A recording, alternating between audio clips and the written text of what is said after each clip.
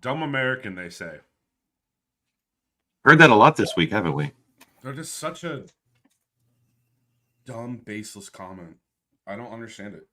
Like, well, apparently, only if you're British can you know anything about football.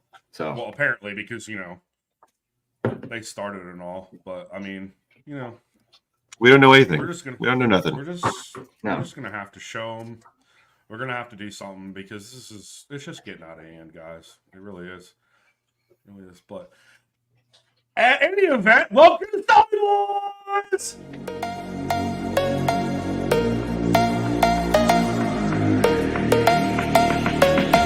You are now tuned into the Snobby Boy podcast.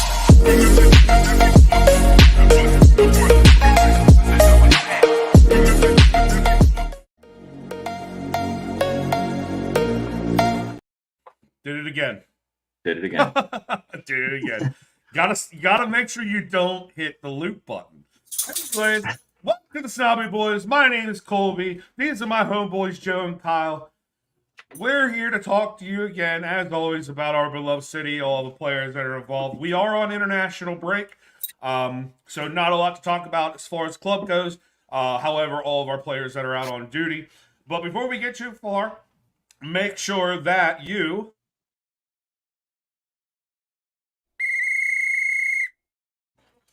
hit the like, hit the subscribe, make sure you hit the bell for all notifications for whenever we're going live. It will even give you a 30-minute warning to let you know. It's kind of crazy. So let's talk about what we're going to be touching on in this episode. Firstly, we're going to be talking about the ticket increases that cities put on ticket buyers, as well as the tourist talk that goes behind that. We're going to dive pretty deep into that one. Let's see what happened with our guys on international break. The Etihad has gone public, or will be going public, so we'll be touching on that. City is also going to be collaborating with a new designer for the 2025 season for their Champions League garb. We'll touch on that a little bit as well. And then also, is Cancelo crying for attention again? But before we get into that, let's throw up our little t-shirt slide. Yay. Just so you guys know, we are still doing our 15% off all purchases made through the Snobby store. If you type in Snobby AF, you'll get that 15% off. We do ship worldwide, so get on it while you can, guys. This goes till the end of the month. So, guys, let's first get into the ticket prices. This is obviously something that hits home for a lot of the homeland supporters over there. This has been a consistent thing that has happened over the past 10 years. Year to year, they have increased the ticket prices. Totally understand the hurt and complaint that's going on from the home people over there.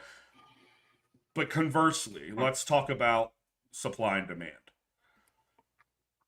When your company, team, whatever it is, when they have funds bringing themselves in from other sources and you're allocating them here, there, and everywhere else, well, there comes a time in that business where you need to increase sale or increase what you bring in order to facilitate the standard that you've made. So, just with that thought process, does that make us dumb Americans because we understand business and we don't see the gripe quite as well? Kyle, I want to hear what you have to say about this because I've posted a bit on X and whatnot, and we've shared a little bit amongst the three of us. But I am very curious to hear your more in-depth thoughts on what's been going on this week with this topic. Well, so it's absolutely a fucking double-edged sword. You know, like you want the tried and true supporters to be there singing the songs. You want that. You want them to be able to afford to do that. But you also want to allow for people to come and experience the club for the first time, things like that. I mean, like, you know, that's also just part of it. So that also comes into play, like you're saying, the costs that then come in because you want to build a new stand, you want to do these things to make the Etihad bigger to accommodate more people. Well, ticket prices are like probably the easiest way to get there. And you only have, I mean, yes, they use the Etihad for other, like music venue, as a music venue, things like that. But the main money is coming in through matches. So, like, to me, it sucks, yeah. But it's also not to the level that we see here with NFL games. And like for the shittiest seats, you're paying $1.50 or so at least, and that's insane. Yeah, that's what I'm saying. That's insane. And that's one fucking seat. Now you're still, I mean, what? Like, so I think that's what, like, their bottom end is still like 25, something like that pound, right? So I mean, that's something. If we have anybody that's from across seas in the comments, let us know what the bottom price ticket is, because maybe we'll look it up. But yeah, I mean that's in a a smaller baseball stadium game for us. Yeah, exactly. Like, that's a baseball game for us. You can still get a pretty decent view with $40-$50, and right. Like, I don't know. To me, it sucks. But where do you draw the line and say, oh, I'm not going to go anymore? Or do you say, fuck it, it's City, I love the club, until they're absolutely pricing me out? Then we're on a different level. But there are plenty of supporters that I like talk to and everything across the pond who are like, well, I can only really afford normally to go like to 8, or can just make it all work to go to 8 or 10 matches a year anyway. So an extra 5-10 pound isn't really going to kill me. But I don't know. I guess what I'm saying is, I'm sorry for those of you that it does really like truly affect that you can't go to the matches because it doesn't pricing you out. But the gains that'll come from it hopefully will be worth it. Mm-hmm. Yeah, it's one of those things where we understand and always will be siding with fans. Like we're 100% on their side with everything. It's tough financially for everybody across the globe right now. It's not easy on anybody's wallet anywhere. So anytime prices go up with anything, be it gas, groceries, whatever, it pinches everybody. So totally get that, totally understand that piece of it. But with City, though, they have been, since the takeover, their goal, one of their major goals, was to become a global brand, take over football globally. When that's a goal, money comes into play. They're going to have to up the profit margins wherever they can to grow the City Football Group, which has got clubs all over the world. They're trying to expand more into the U.S. That is very clear since they've been coming over here on U.S. tours so frequently. So when it comes to growing the City brand, yes, they're going to increase ticket sales and prices. This is also common and standard practice for all clubs in the Premier League, all clubs in the European leagues, all the American sports leagues. This is not something that is just City related.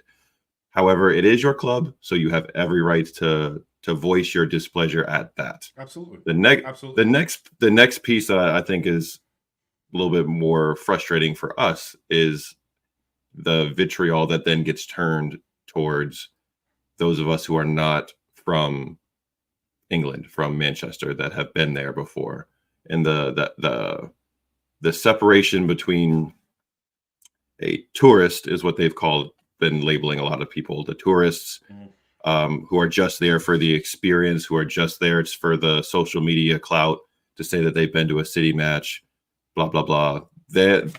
They're lumping everybody, us included, those American fans who have never been there before but love this club, into like the same, same bucket, if you will. Yeah. Exactly. We're in it, and there needs to be some separation there. You can't lump us all into the same bucket where we're all tourists, we're all don't care about the club, because some of our boys at Over Hollywood Kipbacks have gotten some really nasty DMs, and I'm just scrolling through Twitter and X a bunch this week, just seeing just the nasty comments made was just really frustrating for me personally, because we talked about this in our past shows, that people don't know our stories, and they don't know how much this club truly means to people outside of the Manchester, England area. You know, like Right. this club means so much to all of us, and it's not just theirs. Like it started that way, but you wanted City to grow and to be successful, and with that comes an expanded fan base too. So you have to understand that piece and not be so, for me, not be so judgmental and this is ours, not yours. That's a great way to just divide people, and I'm not about that. Same. Cheers. Yeah, and let's dig into that. Even I'm going to dig into that a little bit further. The tourist thing. I made a post this week. I'll post it. I'll put it up here on the screen here in a second. But tourists, okay. Understand that even for those that do come once a year, maybe twice from anywhere outside of England, our money that we pay is propping your city, your team, by us coming over there and doing this. So the argument of that is null and void, regardless of how many times you do it, because at the end of the day, there are people who are spending thousands and thousands and thousands of dollars just to be see there one for match. a weekend to see Yeah. one match. Not The 40 economic- not $40. Yeah. Exactly. Right. The economic crisis is everywhere. It doesn't just affect you people in England or Scotland or Wales or France or Germany. And the US has got major problems. So let's not forget that it's just everywhere. And this is not just our problems. And for you to pin that on Americans is baseless and spineless. Because you don't know who you're talking to. You don't know how long they've been in the club. And moreover, for guys like us, like Kit Pax, and any of the other American podcasts, we're the ones on screen. We're the ones who are doing all this. You're not. You're in the comments section. And I don't mean to make anybody feel less of, but all in the same, we're paying our dues to this club through money, through time, through effort, through outreach, through a bunch of different things. So to just write us off, anybody like that, you don't know. Unless you know, then you can speak. That needs to just be a lesson in life for everybody. Let's talk about a couple more of the terms that have been thrown out at us this week too. Dumb Americans, gentrifying the game, capitalists. First of all, the game is for the world. It's not just for you. You may have made it up. That's all fine and good. We made up sports too, but we don't shy them away from the rest of the world. It's upsetting because we love not just the club. We love the country. We love the certain traditions that come along with being an Englishman. It's very different for us, and it's also especially for me personally. I just found out my genealogy. I'm 63% British. So I can't indulge into my culture because I'm American. Fuck you. Who are you? Well, and how many Gatekeeper. Americans did originate from, like, that's the whole fucking thing that, I mean, Duh! natives and all that were murdered and all that shit, but like, yeah. I mean, So I'm gonna it's just bring this people up on that the are screen. assholes. Absolutely. They're sitting in dark rooms and they don't have anything going on for their lives, so they have to try to make other people feel bad for their fucking bullshit. Anyways, so I brought this up. I made this week while this is all going on. I just want to throw out some definitions for you guys. A tourist is a person who only shows up for the experience, domestic or foreign. A fan is a person who truly loves the team and strives to know its history, buys team merchandise whenever possible, pays for the streaming services, especially us over here in America. You have to have 3 different streaming services, if not one that costs a lot monthly, just in order to watch. We're making sure that we're there for every match to watch it, understanding the game, learning new things from the match every week, willing to teach and welcoming to people who wish to understand the game, who don't fully understand it, and make honest attempts at getting to the grounds. Gatekeepers, listen up. There's a lot of you. We love it just like you do. So here's what you are. You're someone involved with the club, or has been watching seemingly longer than others, are not willing to communicate in a mature fashion and act holier than thou when speaking to others, will also stonewall you in the community. Can't tell you how many times that's been attempted at us. I love that when you did the tourist piece that you wrote domestic or foreign, because I did that intentionally. Yeah, I know, tourists also from England that are only going for the clout chasing. They're in for the experience. It's not just foreign people that are doing this. This is a if you want to call it a problem, call it a problem.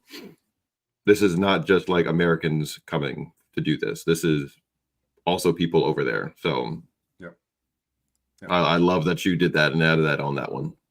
Well, and again, let's get back to basis here. Let's think in common sense. If you don't have any base behind your comment or your dig at somebody, you look like an idiot. You don't know any of us. You just popped on and decided to speak your piece. Actually, Kitbacks just got a message, or excuse me, a comment on one of their posts that we got tagged in today. And dude straight up just came, "This is why Americans shouldn't talk about football." It was a joke. If you can't find humor, go fuck yourself. Like, this ain't the place for you, bud. And we're gonna expose your ass too. Like, I'm sorry, I'm done playing with these fools. And those kind of people are the ones that watch occasionally and think they know all their shit, but aren't actually participating in the game in real life. Like, don't tell me I shouldn't talk football. I coach. Right. I have a coach's license. Like, I've been a teacher for 12 years. I know about the fucking game, and I've been teaching for a while and coaching now for a while. So don't come on here on socials throwing shade at us, knowing that all you do is watch and you're not actually out there on the pitch with people and trying to make other individuals better at the sport and growing your knowledge of it, because that's just not true. So don't you got no grounds to stand on coming this direction, because we know our shit. Thank you very much. Like a fat dick. Yeah. Back to the peanut gallery, Fappington McFap. Anyways, moving on. We got that out. We're done. We're going to breathe for a second. Usa. Goose Fraba. Goose Fraba. So, the rumor mill, as it would, an international break is churning hard. One of the first ones we saw, always coming at our club, Jack moving. Yeah, we spend £100 million to let him go in a couple of years. Yeah, that's that tracks. Come on. Out of left field. No.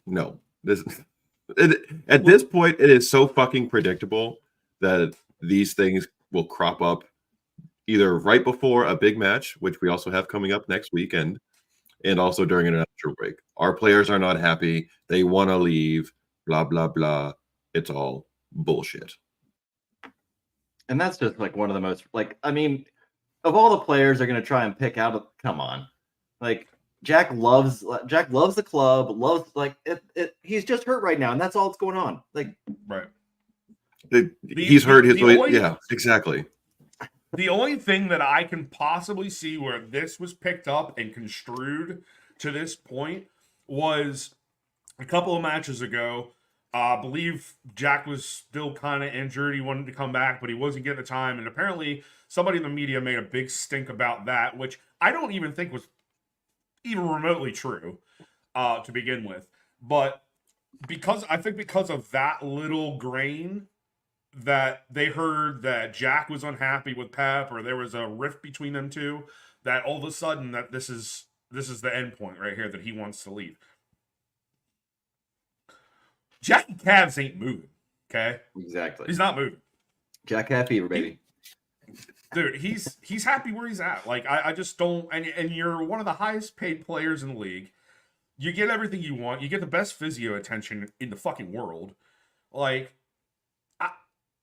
baseless again. More baseless shit from the fucking.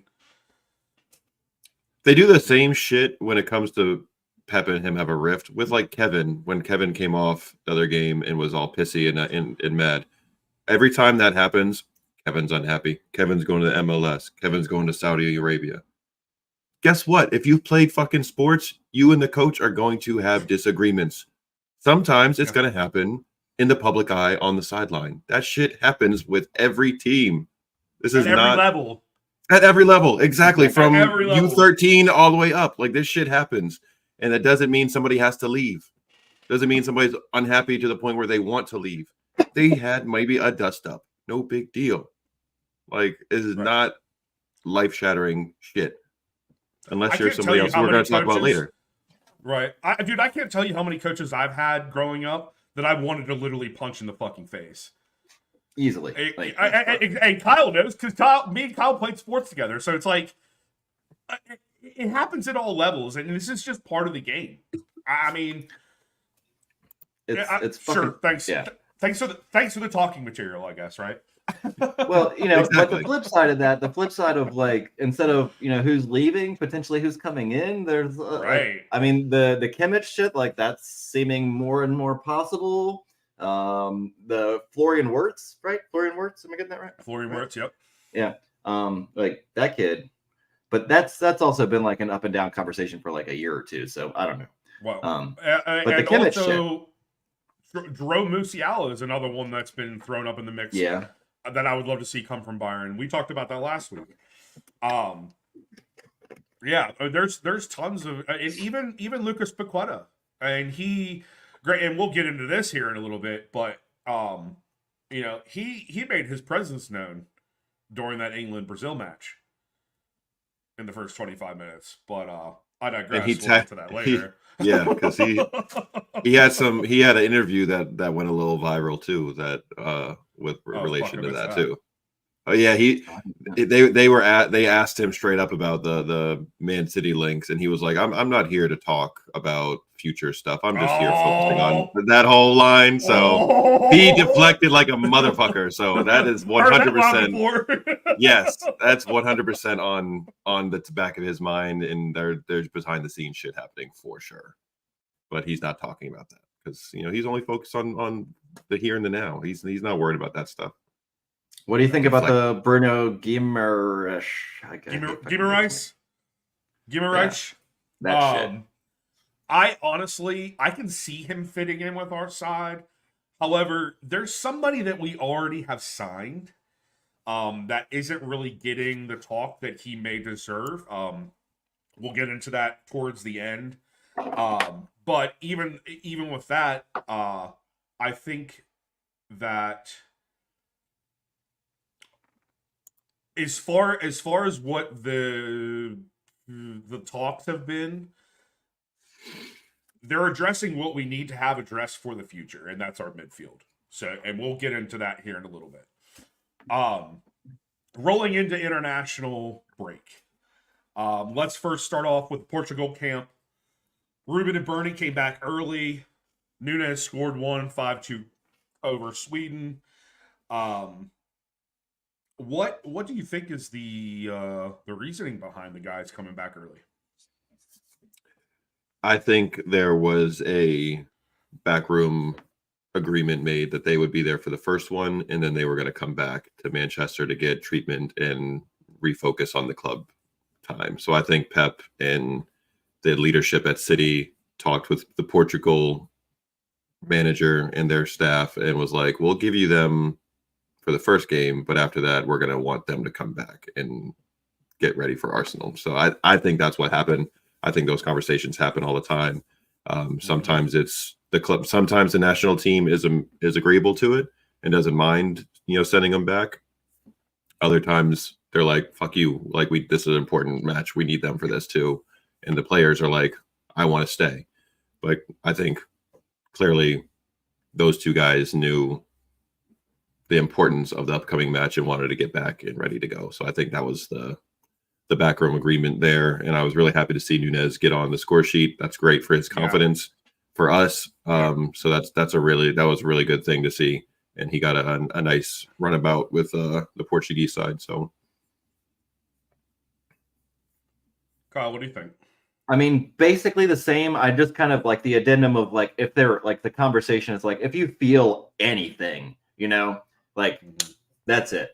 Like that's the way I really more so see it playing out. Is like, yeah, if there's the slightest little no, fuck it, you're done, come back. Like, that's otherwise like I don't really think it's like anything big. Especially with the way it was kind of brushed under the rug. Like it wasn't really discussed. Yeah. It wasn't really like a whole big deal. Very Which you'd think laissez-faire. yeah, totally. Yeah, if it was something big, it would have been it'd have been Kyle Walker shit, Right. Which Yeah. I have a funny connection to something you guys just said once we get into the England squad and how all that turned out. So going on from Portugal over to Norway, Oscar Bob had a great afternoon. 75 minutes played. Had an unbelievable goal, by the way. Kyle, what's your take on what happened with this match? I'm just really hoping that the more playing time you see, he's playing well, he's scoring, he's showing more and more his progress, and I'm hoping that all of this ends up just translating to more minutes from Pep. I know we have a squad that it's really difficult to get him into and make everybody happy, but I mean the kid is showing up, and we got to start giving him minutes, or he's going to go somewhere else, and we need to keep him. We need to keep him happy because he's the future. Let's not forget, he did just sign until 2029. True. But that could also just mean that he's more expensive when another club wants to buy him. Which you can't be mad at because the product we're sending out. Yeah. If in fact that Cole happens. Palmer. Case in point. Yeah. And it's all profit with the academy guys. There's no Right. We're covering for the purchase price. When it's the academy guys, it's 100% profit, and that's always a nice piece.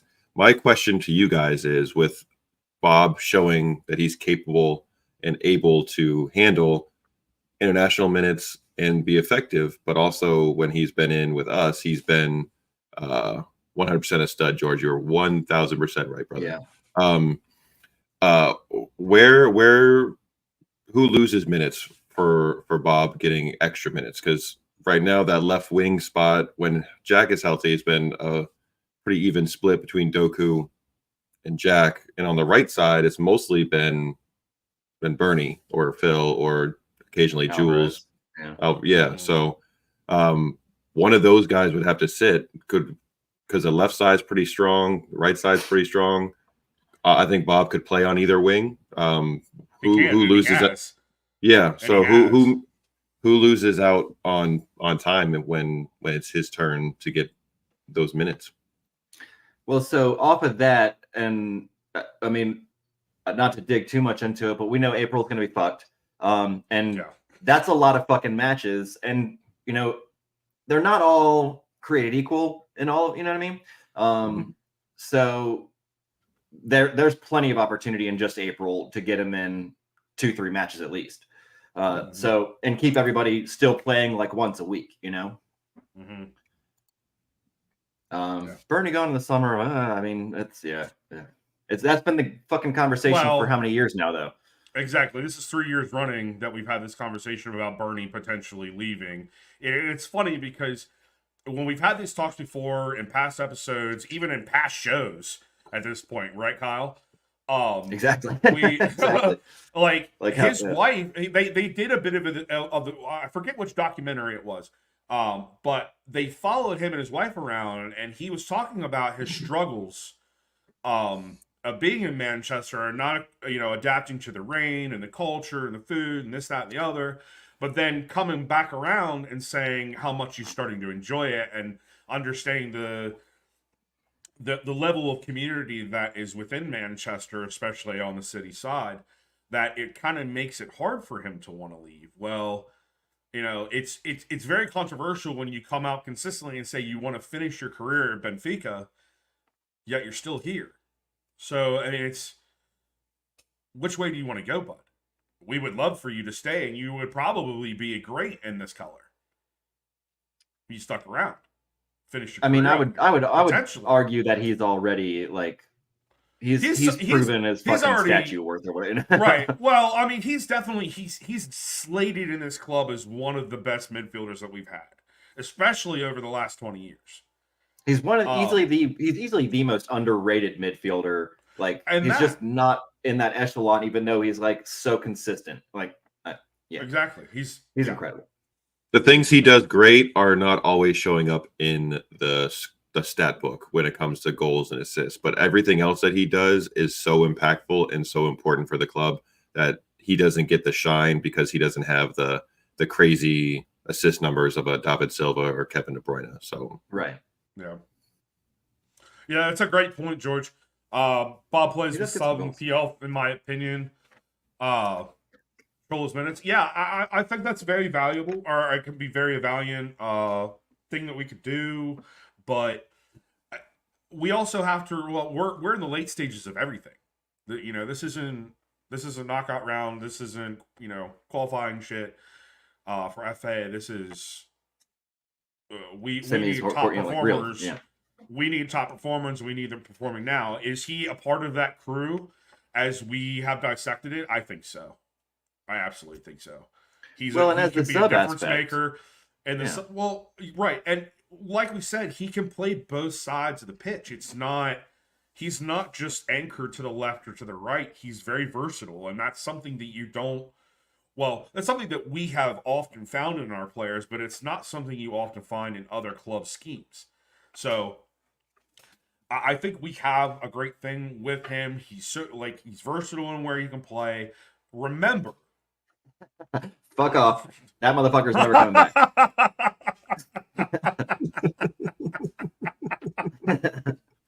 No, George. No. Wishful thinking. No.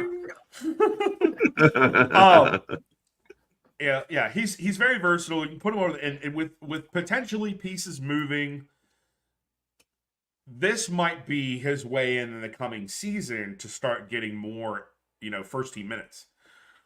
We'll see. It does still beg the question, though, like, how long is he going to be comfortable sitting back in that role? Because, again, we do kind of have these younger players filling those wing positions. So we do, but you have to understand that we are in so many competitions now regularly that having a third option at the wing with Bob because of Doku. Listen, we know. If the whole, we're going to keep going back to this if we keep talking about it. If Bernie ends up leaving, that leaves a space. Because he has literally played within the front five positions and has been pieced on every part of that, the wing across. Mm-hmm. So that leaves open a bunch. Our midfield, as I said earlier, is being established through certain deals, which we'll get into later. So we don't really, he could probably move even centrally in the midfield up in the attacking position and still be just as effective. Have him paired alongside of Doku. Have him paired alongside Julian on the other side. Endless possibilities, guys. Endless possibilities. I just want to be happy, that's all. Yeah, exactly. So moving on to Spain, Rodri didn't start. And a surprise loss is Colombia, by the way. But I think that plays into a little bit what we were saying earlier with Pep's probably gotten into some of these coaches' ears and was like, hey, listen, if this is not the case, or if this is the case, make sure my players aren't getting, we have a lot of football to play. And this is not a significant match for any of these players. In terms of this tournament, we know where we're going to end up. So, thank you for not playing Rodri. We're very thank you thankful for not that. playing Rodri. Thank you. He needed that break. He needed the rest. He honestly needed the rest. Mm-hmm. And I don't know if a lot of people will agree with that, but he's seen the most consistent minutes with us over the last 2-3 seasons. And he's compiled minutes on top of minutes, levels beyond everybody else. So wherever you can get a break for him, we will take that. Yeah, for sure. Exactly. Yeah. Moving on to Argentina, Julian also did not start against El Salvador, which totally fine with that. Not a big match to be put in. Ake did see a full 90 minutes, though, with the Netherlands and a 4-0 thrashing over Scotland.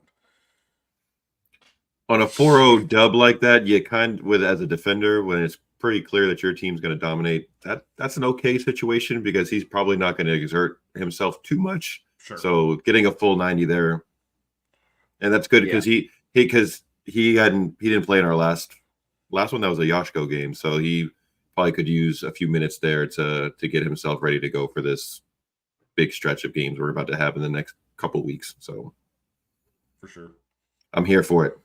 Yeah, and he didn't get hurt, so that's good. Not Right. good. big facts. All right, guys. So we're about halfway through all of this. We're going to do our little 30-second interval, and then we're going to come back, finish out international duty, starting with England, finish that out, and then get into a few other topics, as we said in the beginning of the episode. So we'll see you here in a couple seconds.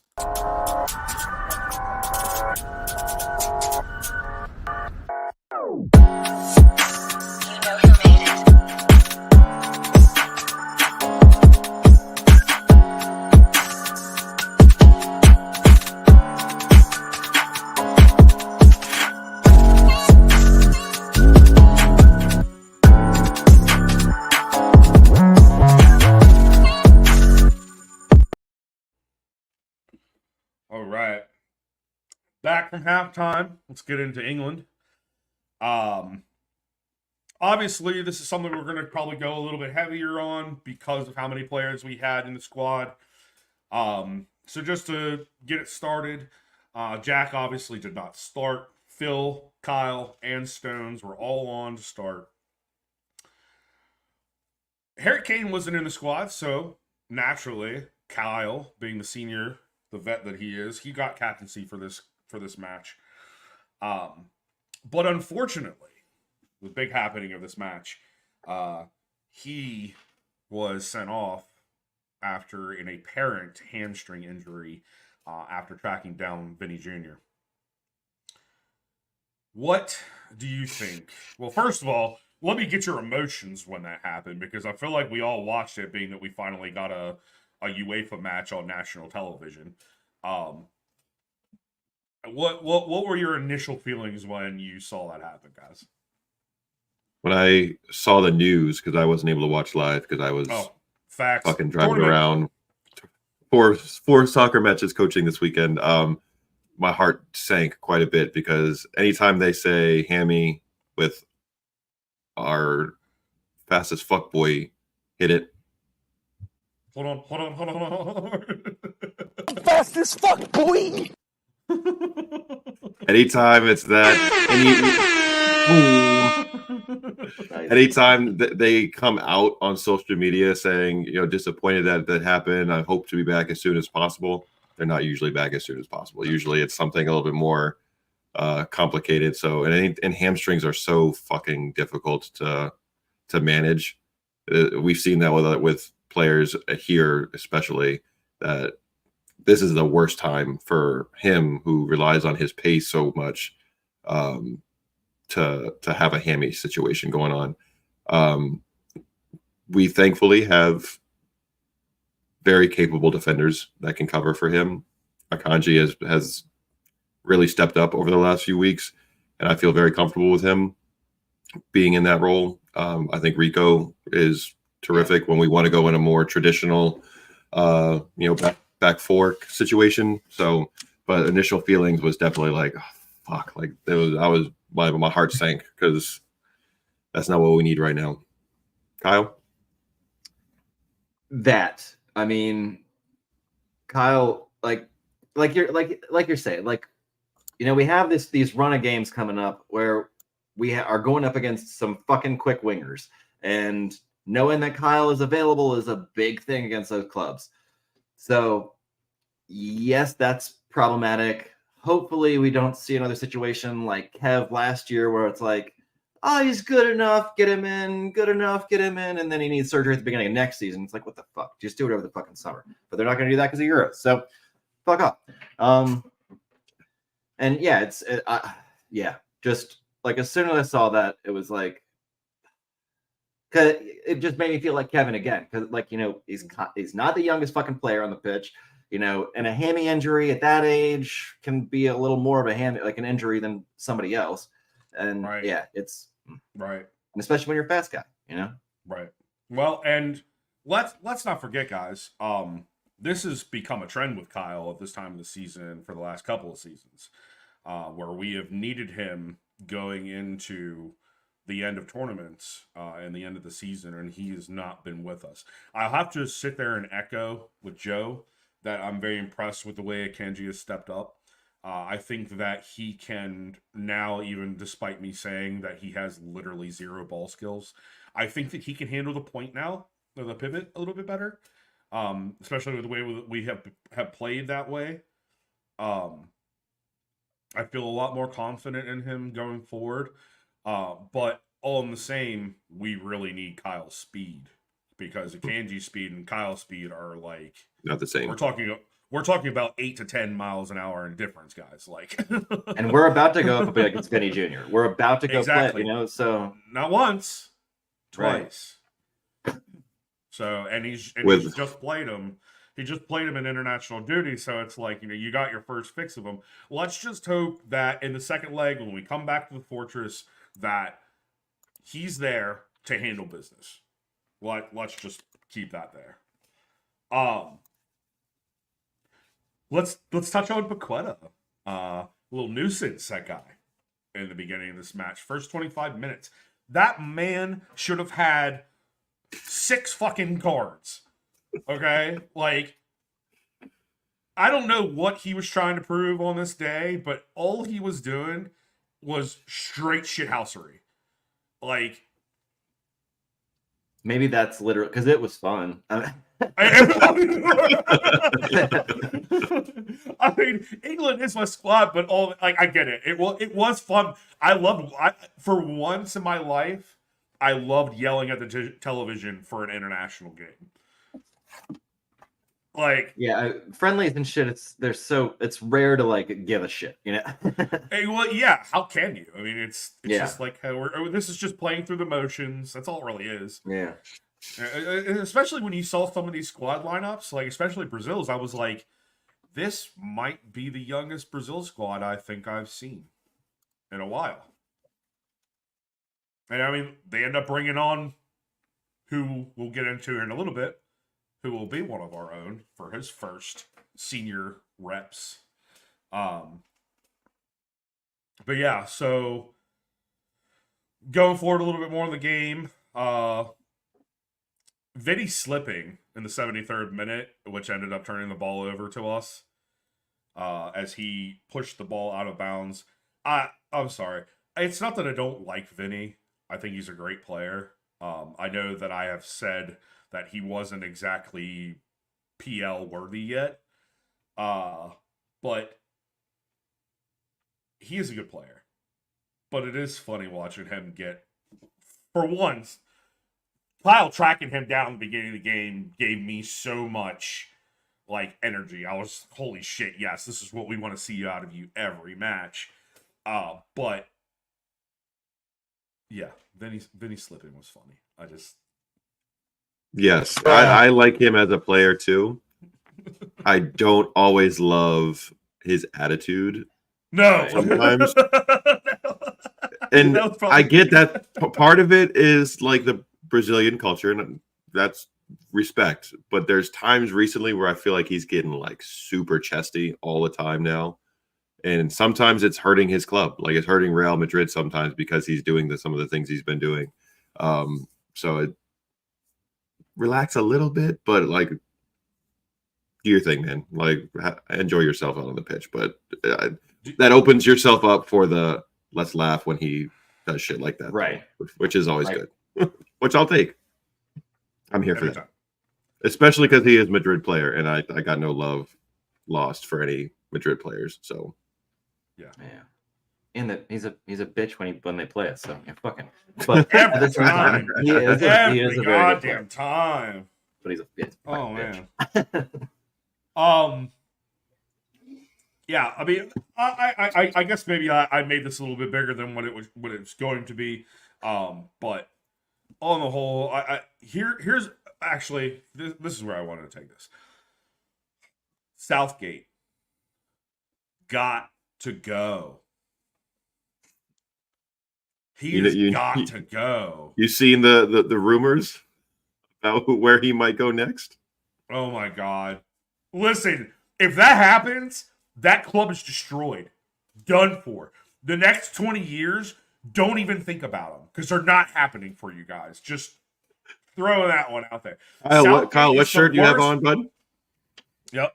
What was that? Shirt Kyle has on. There you go. That's the that's I can't do it. I can't do it.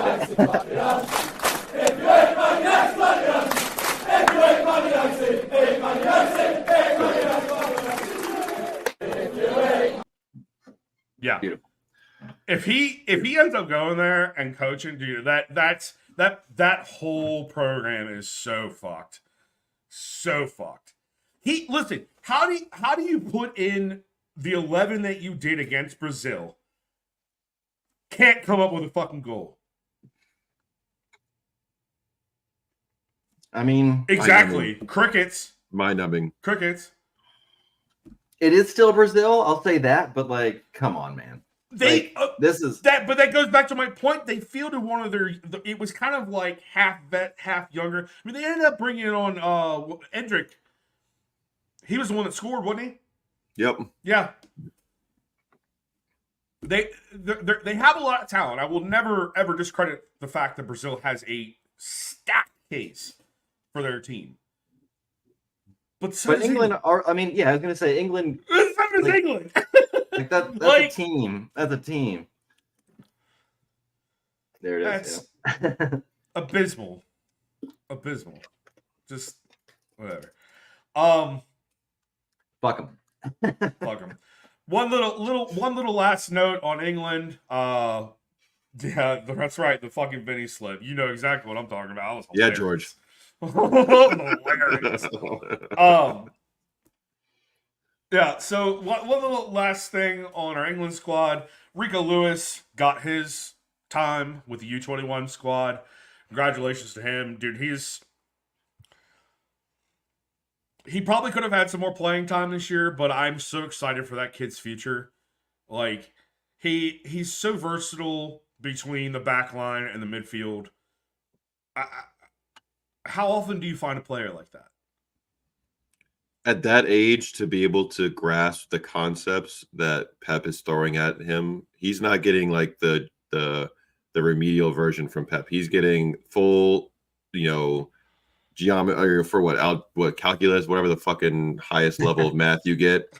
He's getting that shit from Pep, and he's understanding it and applying it and able to execute seamlessly with the rest of the club that has already been doing it for a while. I love it. And when you're getting asked to play so many positions too, like that just shows you how smart that kid is and how high his footy IQ is. And I'm so glad he's one of our own.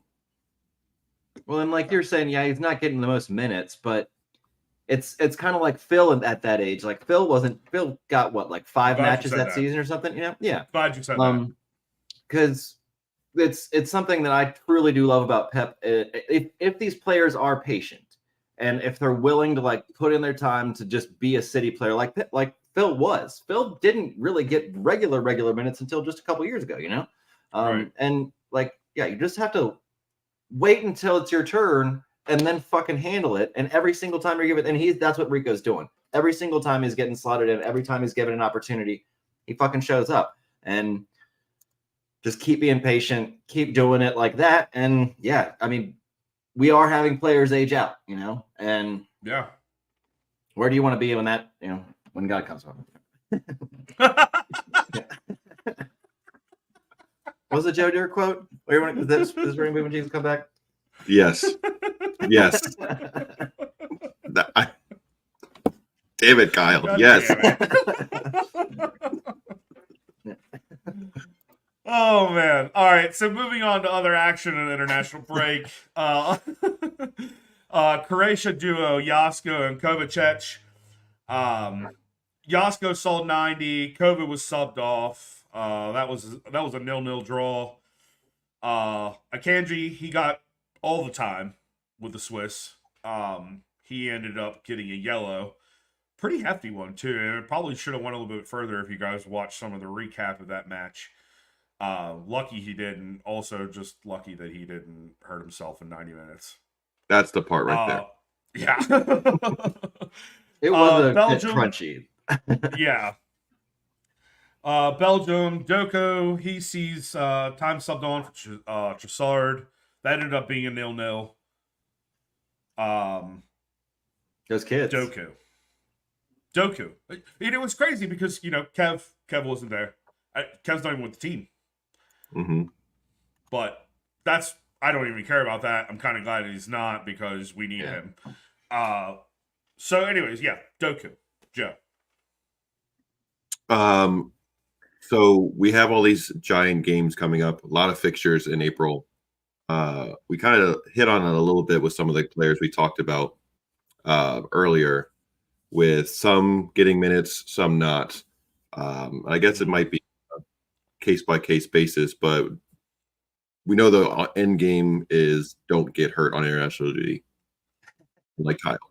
Do you want to see our guys getting minutes when they're out on international duty to stay in rhythm for these big matches coming up, or would you prefer to see them just rested and come back strong and fresh, ready to go with Pep at City side?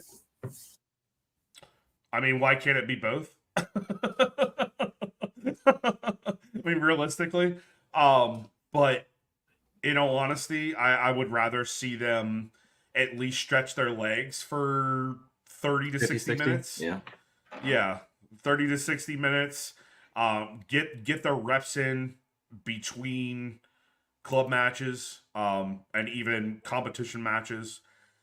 Because I mean, I feel like when you're in a specific niche thing that you're doing with your life, you need to have repetition. You can't just go off it for 2 weeks and then come back and then expect you to be on par with where you were. So in my thinking, yes, you need those rep times. However, there are some players that we have out on international duty, i.e. Rodri, who needed that rest. Right. 10,000%. He's been going nonstop all season long, even in the previous season, even going back to World Cup. He has not seen a lot of sitting time, and I think this was probably the best time this could have happened, specifically on him. Kyle, what do you think? I mean, basically, just I really don't have any differing opinion from you guys. Like it's that yeah. I mean, I would say the guys that I saw get minutes were the ones that I wanted to keep. Like Ake getting 9. Those players. But then the ones that were rested, I'm like cool, and the ones that were brought on subs, I'm like cool. You're getting a section of time either way, and I thought it was all honestly really well managed, and I really hope to see Rico what is it, Tuesday? So. Yeah. Mm-hmm. Yeah, since he got called up to the senior team to cover for the Kyle Walker injury, so so we'll see him with the senior club, which will be nice for him to get some experience with Phil and Johnny, and just being around the rest of those guys. I think will be good for him. Yeah, for sure. All right, so moving out of international duty, going into how the FA and UEFA love to stack the schedule, for a lack of better terms, against us. Is UEFA really fucking us though on this with the schedule? Because not only is it us coming into this month with a jam-packed array of matches, they're also doing it to Arsenal and Liverpool. So do you guys think that maybe this could help us, understanding that we have more experience now within these competitions versus the other two in current years, or recent years, I should say? And do you guys think that, or conversely, do you guys think that this come back to haunt us? Well, so the first bit, okay, hang on. Sorry, there were 14 questions in there. Yeah, there was. Yeah. Sorry. do I think like you? I don't think they're fucking us. I think that this is just like, we have an end date, we have a final date, we have these, that are already set, and these matches have to get played. Well, it's just a testament to City that we're in all these matches, and that's the way fucking shit goes. You got to play them. Right. We, this time of year is City time, though. This is when we fucking crush shit, usually. So, but yeah, like I think that this is just fucking, the cut of the jib kind of shit. Like you just got to deal with it. Now, Nope, I lost my train of thought. Sorry, go ahead. Yeah. They're fine. I think UEFA is not effing us over right now. The one that I think is really turning the screws to us is the FA, because our semifinal against Chelsea is on the 20th, which is a Saturday. We play Real at home on the 17th, which is a Wednesday, which means we have 1 day to recover and then maybe a training day, but we also have to travel down to London for that. There is absolutely no reason why that game can't be moved to the 21st on Sunday, and to give City a little bit more time in between a second leg match against Real Madrid. So that's the one that I think is really the problem. There's no reason why that can't be the 21st. Our next game against Brighton isn't until Thursday. So having it on Sunday makes the most sense. Putting that shit on Saturday is a big old middle finger to City from the FA, in my opinion. So UEFA, it is what it is, because it's the midday or midweek matches. It is what it is, and they're the way they are. There's 3 or 4 days in between our Premier League matches. Yeah. The semifinal that could be on a Sunday, in my opinion. It has been before. They've played matches on Sundays, so it's not like it's a problem. So to me, that's them saying to you, City. There's just always going to be 1 or 2 of those that you got to deal with, I feel like. So maybe not. Either way, it's just fucking roll through, boys. Fucking do your April, May shit right now. We need it. Right. Yeah, this is the business end of the season. It's time to start that 6th gear, maybe even 7th gear. It needs to be exposed. It needs to be used. It's go time, guys. It's absolutely go time. So in big news this week, considering the quote-unquote pending 115 financial fair play charges, Etihad is going public. What does that mean, guys? What does that mean? And how will it affect the 115 financial fair play charges that we currently have against us? The big thing there is allegedly the Etihad is misrepresenting the dollars that they're sending to City.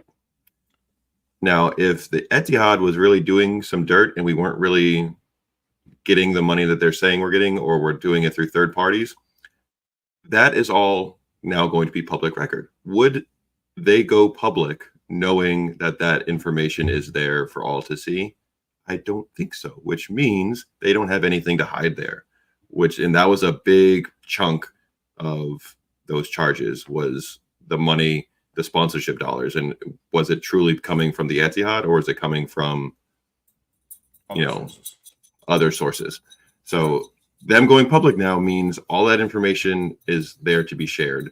And if they were guilty, they would not be going public right now. Exactly. Which means that's a feather in the cap of City and our leadership, who have been adamant that we are not guilty in this situation, and we're able to prove our innocence. So I think this is really good news for City fans, for the club, and to finally be able to put this whole saga to bed, because I'm tired of hearing about it constantly. I cannot wait for us to be proven innocent and to be not having to talk about it anymore. Do you think that we should make this a holiday within the City community, where once we're found not guilty, we have a day of celebration? Or even if that day comes around in years to come, do we take a moment of silence during the match and honor that moment? Because, like, it's going to be a rude fucking awakening for a lot of these people that are out here pointing the fucking finger. And, I'm gonna have a fucking blast on social media that day. I cannot. Oh, absolutely! wait Dude, to that's rub it going in to be a people's fucking faces. event. Although, I mean, you can already see all these Excuse me? opposition supporters that are like sitting out there and like, oh well, they're not even going to get charged, blah blah blah. It's not going to amount to anything because City just buys their way out of everything, and it's like, just read, man. Like just like with the CIS shit, like if you It's just there. read what they said. Well, and Yeah. okay, so on that level, like okay, in the last 5 years, we've had 2 different investment firms come into the group, right? Like the American Silverstone, whatever, and then there's like the Chinese group, that investment group. You think when that happens that we're not opening our books to those people? Like that's how those mergers work. Like that's how that works. So you think these companies that are coming in exactly What he said. Yeah. fucking Way stupid. to go off. Way to go off. Love it. Love it. Kyle. Kyle had a hot take this week on Pogmal. Let's continue. Allow him to continue this fucking energy. Go on. So, we all might recall a recent match against a certain red cunt team. And there was a situation near the end of the match where that's great. Where Doku's going for the ball, McAllister, questionable pin. Well, the chief refereeing officer of Pigmol, but how you want to pronounce PGMOL, has finally put this shit to bed. Is saying, listen, if anyone is the be-all, end-all for these kind of decisions, it's me, and let me tell you what the fucking decision is. First of all, I'm just going to say, I'm standing with the referee, because, and let me just read it for a second. Let's see. So, the ball is between both players, and it's too low to head. Doku does go high, but does get the ball. McAllister is not really playing the ball, and comes into Doku, and they're saying, bam, case closed, not a fucking pin. So, all those scout swats that are out there consistently still crying. Are these motherfuckers going to still cry now? Are they going to are they going to, well, we should have had that pin way back when, and the table, if we end up winning the league, is it going to come back on that pin? And I bet it is, because they're fucking scout swats, but it's whatever. Red media, bro. God. What else can you say to that? I mean, just. And what's funny is that literally in the following match that they played, the same occurrence happened in reverse to them, and the call got, what I'm saying? Like, I think McAllister karate kicked somebody, and he got called, and he got the foul called. He karate kicked somebody, and he was the one that. Excuse me? Explain that shit. Oh, that's right. Because the refs and all that shit are not in Man City's pocket. They are in your Scouser ass pocket. Seriously. And if it doesn't allude to the fact that they want Klopp to somehow walk out of this with a silver lining at best. They're trying to give him a trophy any way they fucking can. Yeah, exactly. Dude, he's produced one major trophy in 9 years. 5 years, I think of that, he's gone trophyless. 5 fucking years trophyless. And I'm sorry, but the Community Shield does not count.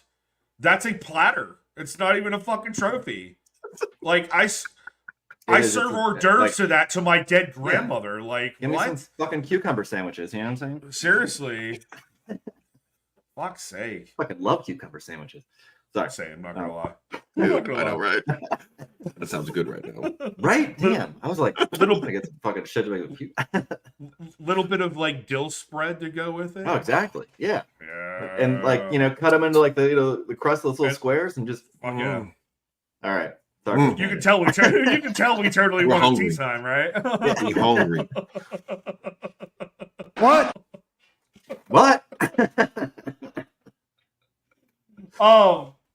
So we moved past that. Some little off-topic news. Going into 2025, Manchester City will no longer be partnering with D Squared as their fashion designers for their Champions League garb. They have now signed a deal with Italian designer CP Company. If you have not checked them out, we humbly took it upon ourselves to show you some of the garb that they have. We're also gonna show you the price tag of some of this shit because fuck me. So this is part of their collection. This is out of their jacket and coats line. Pretty standard English garb. I mean, they look in my nice. opinion. Like they look a good seal. Good jacket. I can totally see a bunch of ultras showing up in this and mobbing the streets. But at almost $500 American, I don't know that this is going to be within reach. But anyways, so let's go into a couple of their other things they have. One of the things that I think we should all get in on, because it's fanny pack. That's a nice man bag right there. Yeah. Right. Merce. Well, I'm here for hold the on, man bag, bro. Oh, here it is, guys. Hold on, where'd it go? Oh no, The goggles. what is that? What? What is that? Hoodies, I think is. Oh my Lord, Listen. have mercy! That thing. Listen, if That's Phil something Foden, else. if Phil Foden comes out of the fucking bus wearing that, I mean, What the fuck? UV rays affecting your eyes. It's a real thing. So if your hood is just like poof, sunglasses, win-win. also, It's ridiculous. can I? Maybe this is just me being an American and maybe a little delayed on fashion, but like, when the fuck did cargo pants come back into style?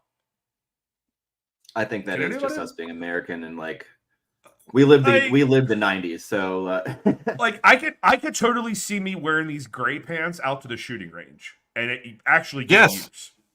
Yes. I mean, you could How many probably put it shells with, you like, could? 20 rounds. I'm Exactly. saying, plenty of shells can go in that shit right there. That's cargo pants are so functional, but I was told for like at least a couple years ago to retire all my cargo shorts and cargo Dude, pants. how many people have you had tell you that they were cringe as fuck? Yes, Like, and especially now- girls. Girls. Oh my god. Like, are you rapey? Like, no. Sorry, I probably No. that word probably isn't allowed in today's let's back society. that up. Right. But I mean, the point remains. Like we were Yeah. told, Jesus you're not Lord. wearing them anymore, and now all of a sudden, it's fine. it's not even just fine. It's like Italian designer fine. Fuck out Right. here. I want my cargo shorts back, and I want all the apologies from people who told me that they were ugly. I want to be able to hold shit in Assholes. my side of my I'm leg. saying, it's so convenient. Like, man. Hey. listen, for back in the day, like when me and Kyle were like 18, 19, 20 years old, all of us really, it was very common for us to even wear those types of things because we would go around to our friend's house all the time. And you got to carry papers, a bowl, a grinder, Bag of weed. your bag, like Pack of smokes. So And pack then smokes, your wallet, your cell phone, which was probably a flip phone at that point. And chunky as shit. Yeah. Chunky as fuck. I remember I had the Nextel. Oh, so damn, that was thing was a chunky. brick. That was Yeah. a brick to carry around. Mm-hmm. Yeah. So those are your new fashion designers going forward for the Champions League garb in the If I remember 2025 season. D squared was also not inexpensive. No, it Right. wasn't for the brand. Well, and Yeah. I honestly like. I could go to D squared and look at clothes and say I would wear that. I would wear that. I would wear that. I would wear that. And even showing some of the stuff they had in the last couple of seasons, specifically this season with the Letterman jacket that they Oh have. my god, that thing is so Bro. nice. That joint is Bro. fire. Dude, such a I nice can't pull one. that shit off. It's classy. What the fuck, Mint. dude? I'm pretty Dude, sure. you Did would- you not have a? No. I'm pretty sure that Kyle had a Letterman jacket in high school. Did you not? No, he didn't. No. Okay. Could have swore you did. I don't even know if I lettered. No. You know who it was? It was Stu McGee. Oh, Stu, yeah. Stu. Don't even know Stu, but I can imagine him in it. Oh, you Dude, can. Stu- Like, he is a No, Stu. you totally can. I mean, he I love was like Stu. state He's a ranked nice wrestler guy. and like state ranked football Yeah. player. He's a fucking solid athlete, but like, Yeah. Oh, yeah. Yeah. Six foot solid. Yeah, like he Yeah. looks nice. He looks nice in the face, but you know that if you say the wrong thing to him, he's gonna snap. yeah, it was like Urlacher years, so he had like that whole Urlacher vibe, like 1000%. Yeah, man, yeah, the 18 head, yeah. I'm sorry, Stu. I'm sorry, Stu, if you are listening, nothing but love. I hope you're I doing tip clip you well. are, but Click that and let's go find Stu and let's drop it in his DMs real quick. I don't know if Nothing the but guy love. had social media. yeah, seriously. Good for him. Good for him. Oh, I all think there's right. like 30 kids though. Right. Jesus Christ. He probably was putting him out there. Oh yeah, I mean, All that hey, built up tension. We'll say that. Very PC of you to say it that way. yeah. So now, from something that we hit on in the very beginning, and I'm just gonna round us out with it. Mm. So I think it was Kipax who put it up first, but we're working with them, and so the Cancelo deal, like Bro. all this bullshit. What First the of fuck all- is this guy? First of all, Cancelo's a fucking clown because I don't understand why there is this thing where these people or these fans are coming to his aid and saying he's not the problem. Blah, blah, blah. Bro, he asked out twice. He got what he wanted. And the fact that this is coming back in the media and he wants to bring this whole woe is me campaign, like, bro, go do one because you asked for this.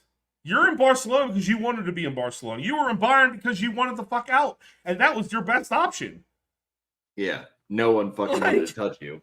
Yeah, you're a problem. You're a cancer in the fucking locker room, period. This is not new. This has happened at every stop he's ever been at. So there's not Yeah, lies being told about you, Joao. Like, no, this No. is your bed that you made. Lie in that shit. Right. And the You fact are that that guy. he called on Ruben and Rico to back him up in this statement. I don't know if you guys read into that a little bit further, but he was literally calling on them saying that you can ask them, they'll tell you. But no, dude. They're still in the locker room. You know why? They're not on your side, buddy. No, they're not on your side at all.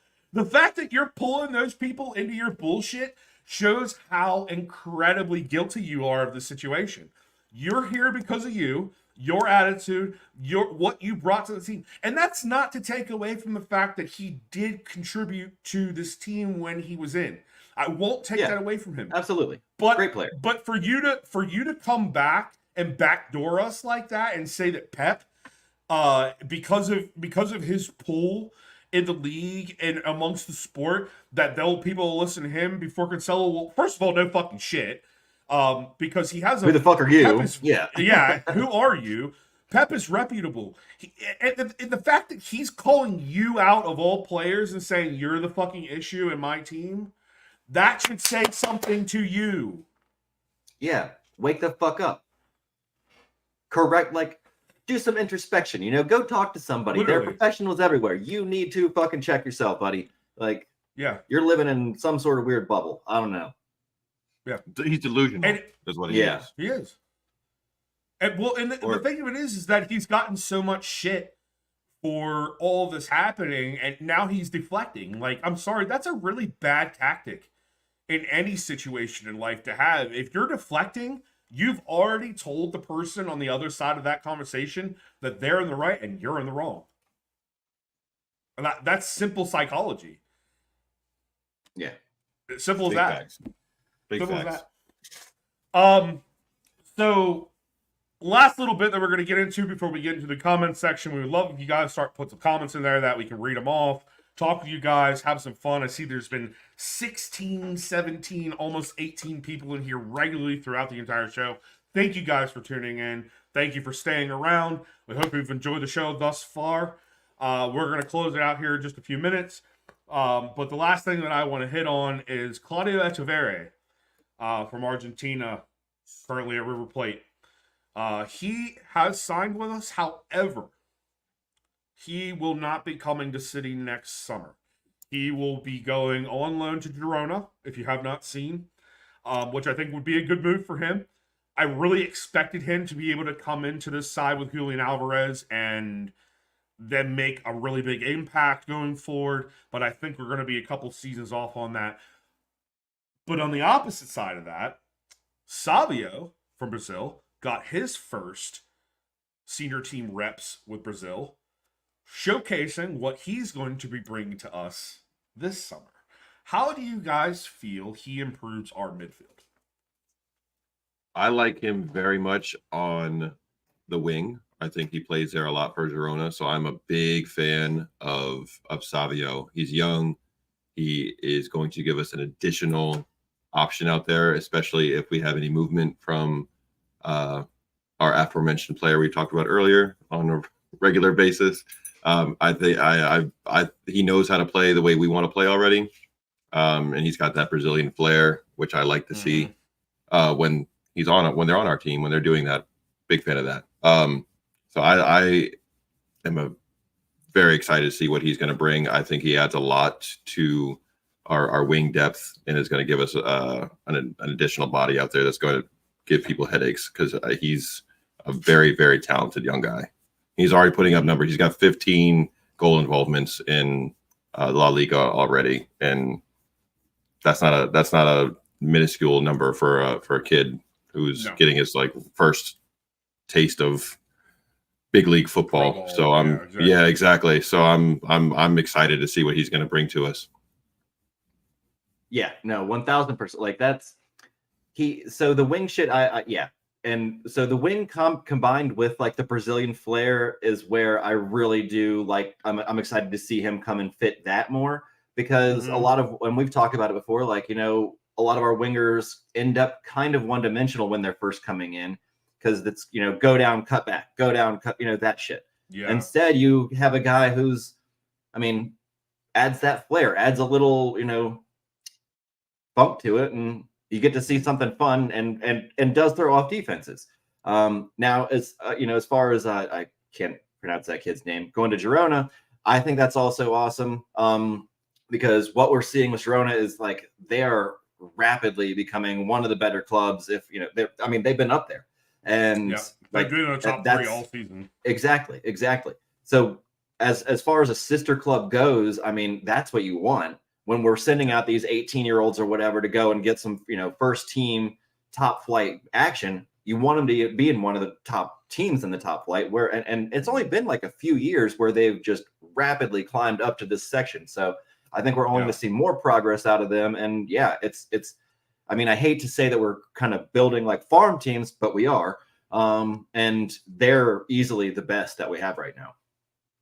Big facts. Absolutely. Go ahead.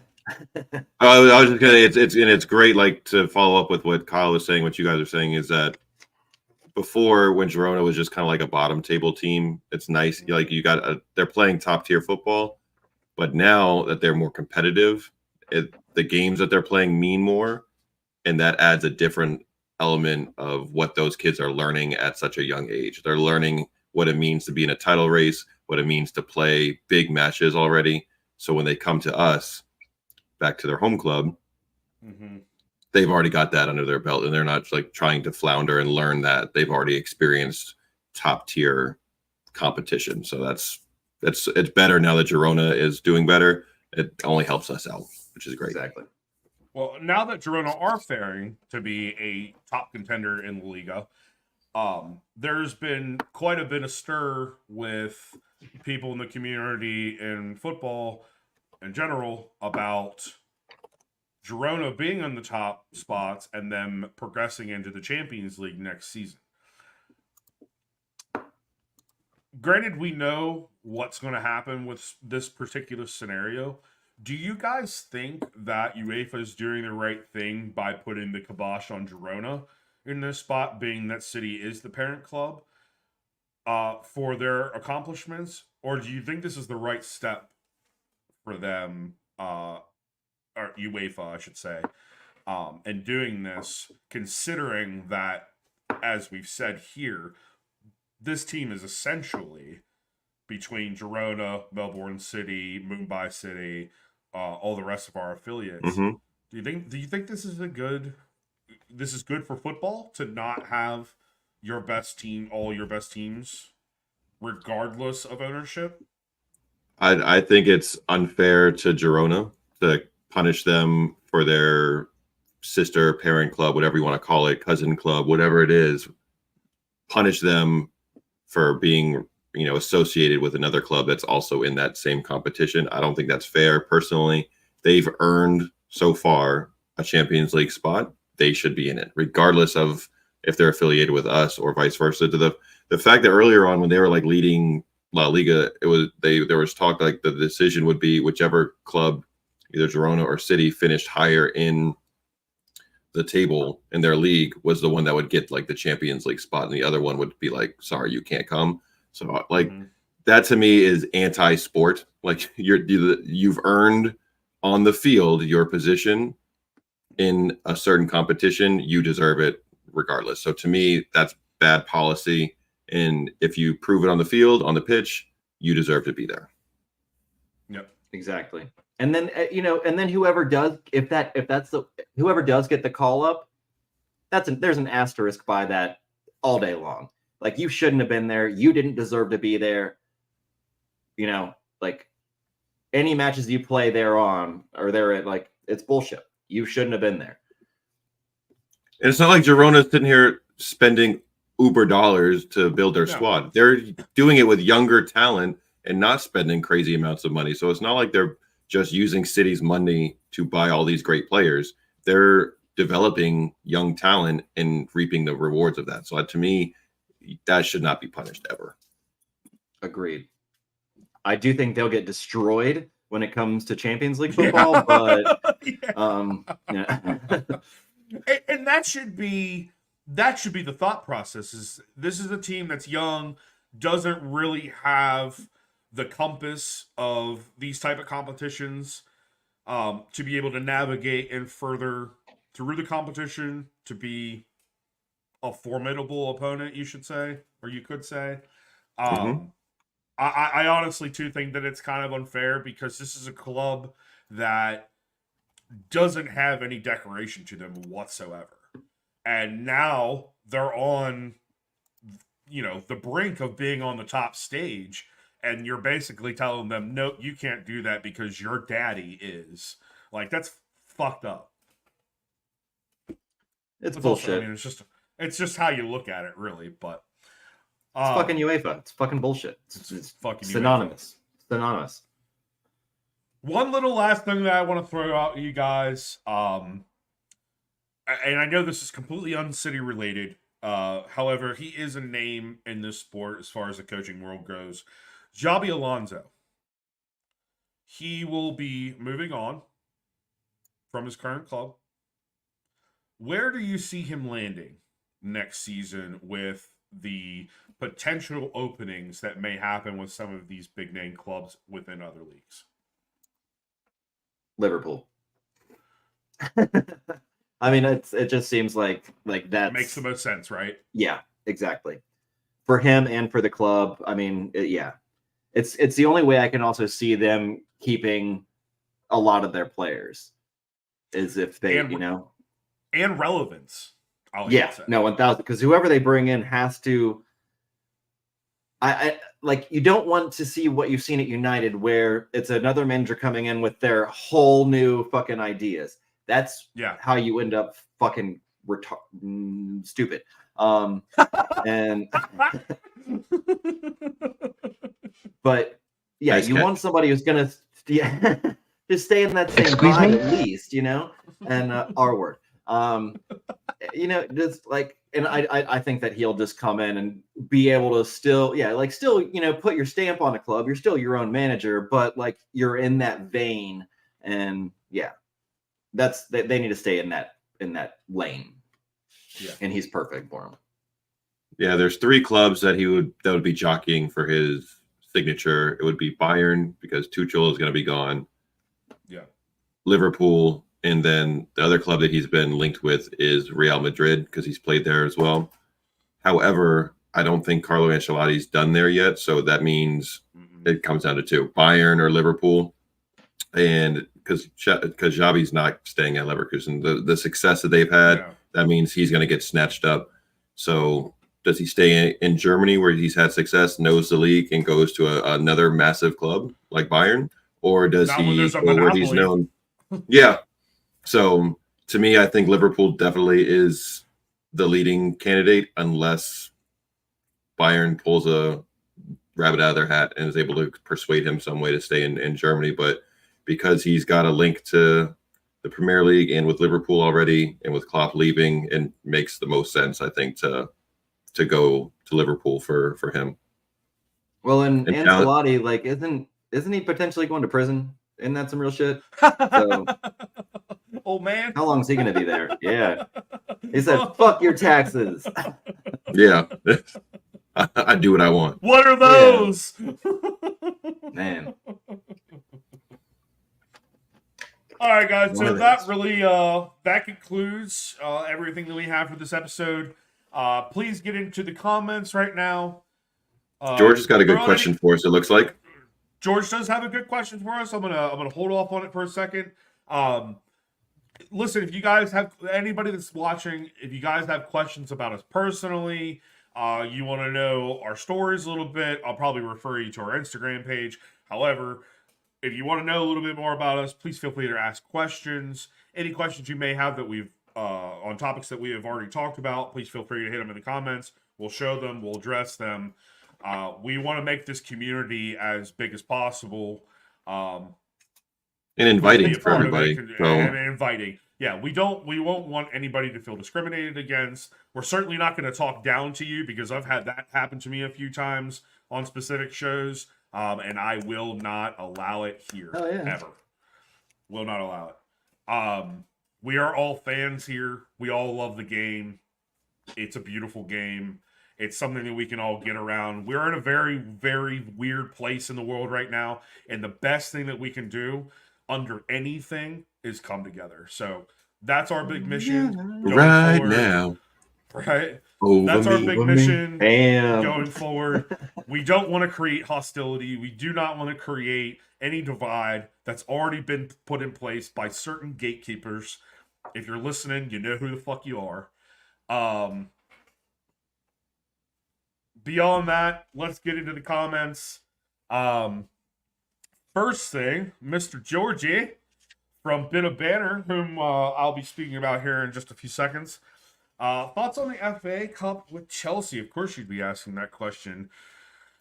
Well, I mean, kind of like I said when I was on with you guys this past week. We've had 2 draws this season. Any given day, anything can happen. I think that Chelsea is progressing in a good way. I think there's a lot still that needs to be established or taken away from the equation, if you will, in order for that team to thrive and get back up into the top 6 where they should be. How this game will go, I love my team, bro. We got more grit than you. We got better cohesion. Yeah, we got cohesion. You're missing places here, there, and everywhere else. And if you got anything like that Raheem Sterling free kick left in the tank, which may happen again, I'm pretty sure that your chances. he said, Wigan striker, it's on. We'll see, dude. Dude, you having Cuckoo in your bag. You need to keep that dude healthy. No, that's his struggle right now. Exactly, and Nico Jackson isn't far off that. Like you got to reel him in a little bit. I feel like he he wants to address himself as a sort of star boy. And that's all fine and good, but he needs to find his place within the team before he starts making himself anything else. And I mean, Jackson will go on the wing, but we've also seen him move centrally in his play, regardless. And he has started at the striker position at least twice this season, to my recollection. Yeah, no Kuzma shit. needs to be healthy. Yeah, plain as day. That's your biggest. If you can get him honed in, even if he's playing in the central attacking position and not so much a center forward or a striker position, he is very lethal through that section of the pitch. If you can get him on board, Mudryk, whoever, Cole Palmer, everybody behind him, Caicedo, I think you have a good recipe there. It's just cohesion. Yeah, it's like United. United can have, like, I mean, on paper, one of the best. Like, they've had years of this. On paper, it's a great fucking team. When you watch it on the pitch, it's like, why are you all running in opposite directions? What are you, like, there's nothing, it makes no sense. And that's, while I don't feel it's like that bad at Chelsea, it's like you're saying, any day you see either that Chelsea where it's like, what the fuck are you doing? Or it's like, who the fuck is this? Where has this club been? You know? Right. And hopefully we just come out guns goddamn blazing and it's like 4-1 and it's not even a fucking day, you know? Like, that's what I'm hoping for, but we'll see. I think it's going to be a good match, and I think end of the day we'll come out on top, but who knows?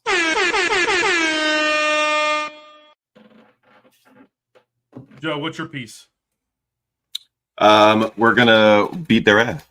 Hey,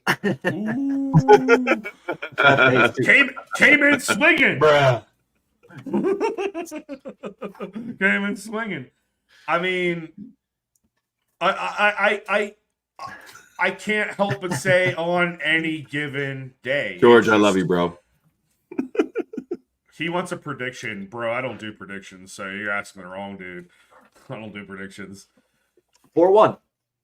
4-1, 3-1. 3-2-1. Go. I mean, again, I'm not that dude. I usually don't do it. I can see this being a 3-2 match, honestly. It just, I mean, it depends on how our defense. It just depends on what it really, to me, it depends on how we play. Like, if we play, that determines how this game goes, not how they play. Because if we're playing our best, no fucking team can touch us. That's to me like just cut and dry. Right. And we know how you guys work. I mean, we've seen you twice this season. This is a competition match. This is not regular season. There's a lot more at stake for this for us, and you fucking wish. I'll break his fucking knee, right? I'll run out. Literally, I will be at Wembley with I will Tanya Harding that motherfucker. Tanya Harding, that's right.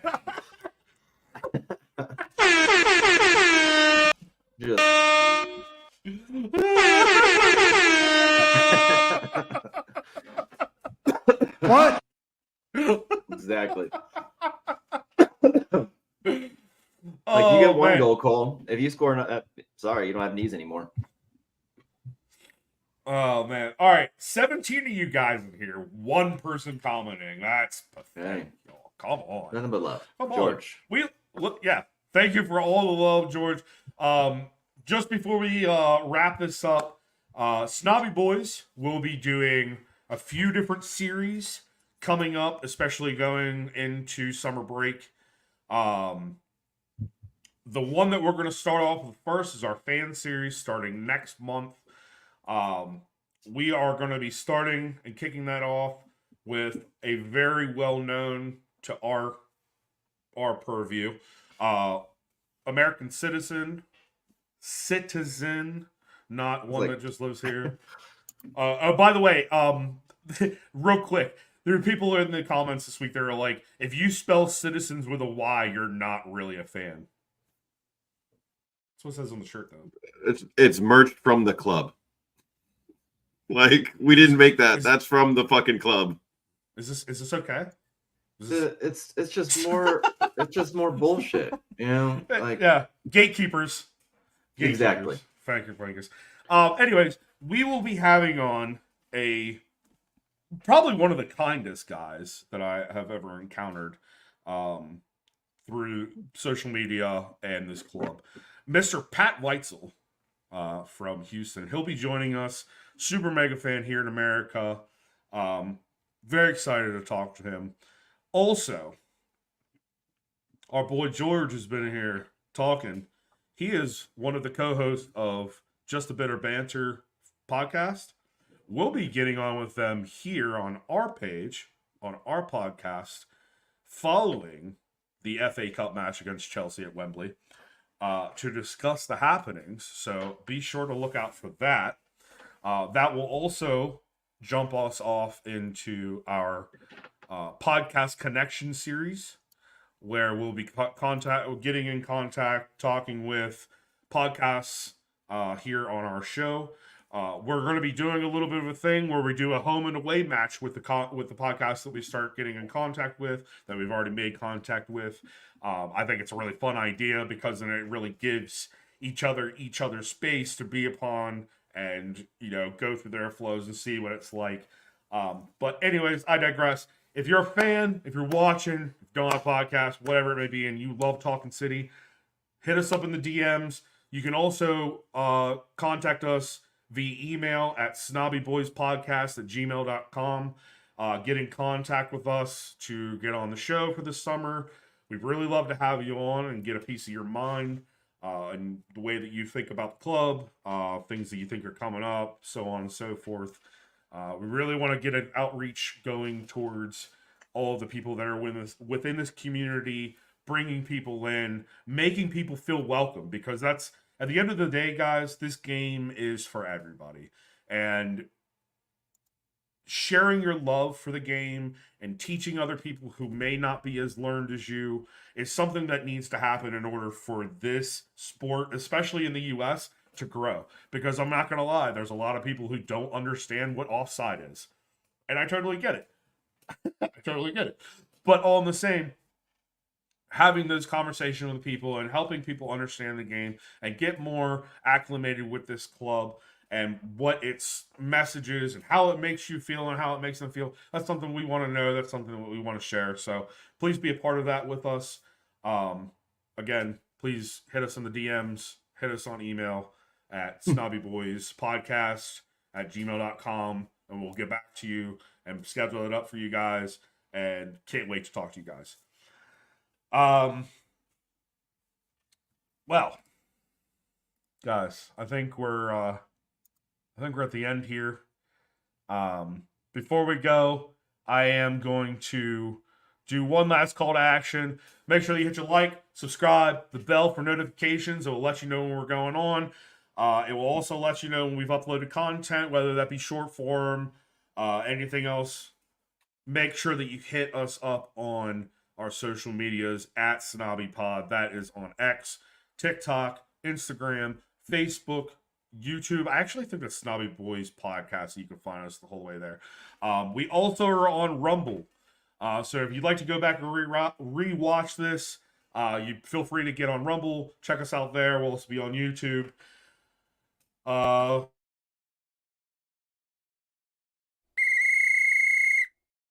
Make sure you do that. We really appreciate it. Make sure that you get in the comments with us on our social medias. Chat with us. Get to know us. All that good shit. You guys, you have anything left for the week? 2-0 tonight. U.S. men's national team, Mexico in the Nations League final, starting at 9:15. 2-0 going down tonight. Make sure you tune in. USA! USA! Yeah, buddy. All right, guys. Let's see. What should we leave them with, guys? What should we leave them with? What song sounds good? What song sounds good?